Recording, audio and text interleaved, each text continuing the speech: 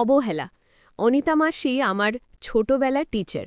আমি ক্লাস 8 অবধি ওনার কাছে আর্টস গ্রুপ মানে বাংলা, ইতিহাস, ভূগোল এগুলি পড়তে যেতাম।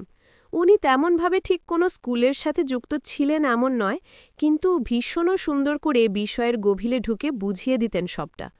আমার সাথেও সম্পর্কটা কখন যেন শিক্ষিকা আর ছাত্রীর গণ্ডি ছাড়িয়ে অনেকটা বেশি কাছের হয়ে গেছিল। সেই টানটা আজও একই আছে। তাই প্রতি বছর বিজয়া দশমী, পয়লা বৈশাখ, পয়লা জানুয়ারির মতো বিশেষ দিনগুলোতে যাই আমি অনিতা মাসির কাছে, প্রণাম করে আসি, অনেক গল্প করি। তবে ইদানিং মানুষটা কেমন যেন বদলে গেছে। সবসময় অদ্ভুত একটা বিষণ্ণতা ঘিরে রাখে তাকে। আসলে মাসির স্বামী চলে গেছেন বছর 5 আগে। ছেলে মেয়ে বৌমা সকলেই ব্যস্ত নিজের জগতে, তাই মাসিকে কেউই সময় দিতে পারে না তেমন ভালে বোধহয়। হয়তো সেই কারণেই একাকিত্বে ভোগে মানুষটা। এই বছরেও পয়লা বৈশাখের সকালে গেছিলাম মাসির বাড়ি। গিয়ে চমকে গেলাম। মাসির ছেলে জানালো যে অনিতা মাসি নাকি আর ওই বাড়িতে থাকে না, চলে গেছে মানুষটা এক বৃদ্ধাশ্রমে রিসেন্টলি। ভীষণ খারাপ লাগলো শুনে।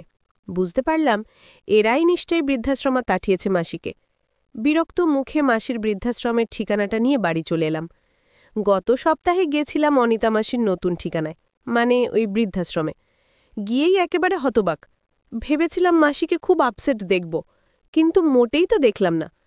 দেখি মাসি বেশ হাসি খুশি, বরঞ্চ বলা যায় অনেক দিন পর মাসিকে এত ঝকঝকে দেখছি।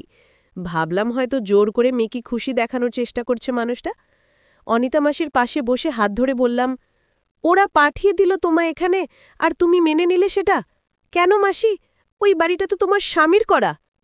মাসি সুন্দর করে হাসল, তারপর আস্তে আস্তে বলল, কে বলল ওরা আমায় এখানে পাঠিয়েছে? আমি তো নিজের সিদ্ধান্তেই এখানে এসেছি। এখনও ওদের দোষ ঢাকবে তুমি? না রে, দোষ ঢাকছি না, একদম সত্যি বলছি। ওই বাড়িতে তো আমি পড়ে থাকতাম একটা বাতিল করা ফার্নিচারের মতো। সারাদিনের সঙ্গী ছিল শুধু ওই টিভি আর একরাশ অপেক্ষা। আমি প্রতিদিন ভাবতাম হয়তো আজ ওরা অফিস থেকে ফিরে একটু আমার কাছে 2 মিনিট বসবে। রোজ ভাবতাম হয়তো আজ একটু আমার সাথে ভালো করে কথা বলবে। ছুটির দিনগুলোতে ভাবতাম হয়তো কোনো একটা উইকেন্ডে ওরা আমায় নিয়েও একটু বেড়াতে যাবে। আমার কাছেও আবদার করে বলবে, মা একটু রান্না করে খাওয়াও আগের মতো। কিন্তু আমার অপেক্ষা শুধু অপেক্ষাই থেকে যেত। 2-1টা কেজো কথার বাইরে ওরা আমার সাথে কেউ কথা বলতো না। কোনোদিন বেড়াতে যাবার সময় ভুলেও ভাবত না যে বাড়িতে আর একটা মানুষও আছে। এমনকি আমি ভালোবেসে যে রান্নাগুলো ওদের জন্য করতাম, সেগুলো ভালো লাগলো কিনা কোনোদিন জানাতো না। বাড়ির কোনো গুরুত্বপূর্ণ সিদ্ধান্তে আমার মতটুকুও নেবার দরকার মনে হতো না ওদের। আসলে ওরা আমার কাছে বড্ড বেশি অবহেলার পাত্রী হয়ে গেছিল রে। ওরা ধরেই নিয়েছিল ওদেরকে ছাড়া আমার তো কোনো গতি নেই, তাই আমায় আর আলাদা করে একটু গুরুত্ব দেবার দরকার কি আছে। কিন্তু এই আমি যেদিন প্রথম বললাম ওদের যে ওই বাড়িতে থাকতে আমার আর ভাল লাগছে না, সেদিন ওরা চমকে গেছিল। ওরা সবসময় আমায় বাতিলের দলে ফেলে এসেছে, কিন্তু আমিও যে ওদের কখনো বাতিল করতে পারি সেটা ওরা ভাবতেই পারেনি। ওরা চায়নি আমি এখানে আসি, নানাভাবে বুঝিয়ে সুঝিয়ে আটকাতে চেয়েছিল। আসলে লোকজন ওদের দুষবে, মাকে ওল্ড এজ হোমে পাঠিয়েছে এই বলে, তাই ভেবে বোধহয় ভয় পেয়েছিল। কিন্তু আমি শুনিনি কোনো কথা, জোর করে চলে এসেছি। আর তারপর থেকেই কেমন যেন অস্থির হয়ে গেছে ওরা। প্রায়ই ফোন করতে থাকে, ফিরে যেতে বলে।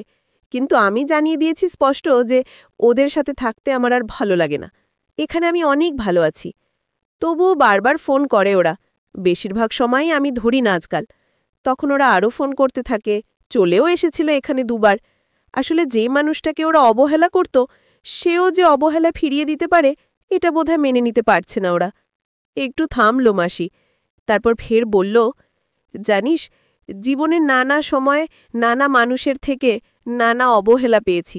কখনো শ্বশুর শাশুড়ি, কখনো স্বামী, তো কখনো অন্য কেউ। সব সময় মুখ বুজে মেনে নিয়েছি সেটা, কিচ্ছু করতে পারিনি, কষ্ট পেয়েছি নিজের মনেই। কিন্তু জীবনে প্রথমবার অবহেলার জবাবে আমিও অবহেলা ফিরিয়ে দিতে পেরেছি। আর কি মনে হচ্ছে জানিস? মনে হচ্ছে কেন আরও আগে এই বিদ্যাটা শিখতে পারলাম না। হয়তো তাহলে জীবনটা অনেকটা অন্যরকম হতো। ভালোবাসার বদলে যেমন ভালোবাসা দিতে হয়, তেমনি অবহেলা বা তাচ্ছিল্য কেউ দিলে তাকে সেটাই ফিরিয়ে দিতে হয়, অন্য কিচ্ছু নয়। তুমি তাহলে সত্যিই ভালো আছো তো মাসি? হাঁ রে, নিজের বাড়িতে বাতিল আসবাব হয়ে পড়ে থাকার চেয়ে এমন জায়গায় ৫ জন সমবয়সী মানুষের সাথে হেসে খেলে কাটানো অনেক ভালো। নাইবা হলো এরা রক্তের সম্পর্কের কেউ। ঝকঝকে দাঁত খেলিয়ে হাসল মাসি। এবার আমি সত্যি নিশ্চিন্ত হলাম। মাসির ওই হাসি বলে দিচ্ছে এতে কোনো ভেজাল নেই।